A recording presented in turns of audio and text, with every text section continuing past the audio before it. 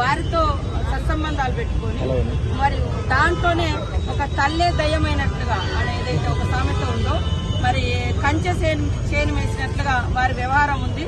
కాబట్టి ఈ విషయం మీద ఈరోజు హిడెన్బర్గ్ కంటే ముందే రాహుల్ గాంధీ గారు చాలా సందర్భాల్లో పార్లమెంట్ లో గాని బయట గాని మరి వివరాలతో మాట్లాడితే ఆయన గొంతు నొక్కిరు, ఆయన ఇల్లు ఖాళీ చేయించారు, ఆయన సభ్యత్వం రద్దు చేయాలి, ఆయన 8 ఏళ్ల దాకా పోటీ కూడా చేయకుండా చూడాలని వాళ్ళ యొక్క అక్రమాలు బయటకు వస్తేనే ఆ రకంగా తొక్కిపెట్టినటువంటి చరిత్ర బీజేపీ ప్రభుత్వం.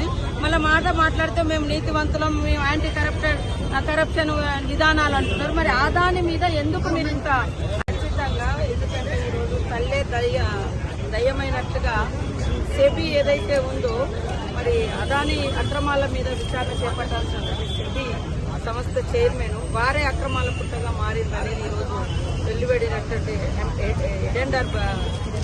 హిడెన్బర్గ్ ద్వారా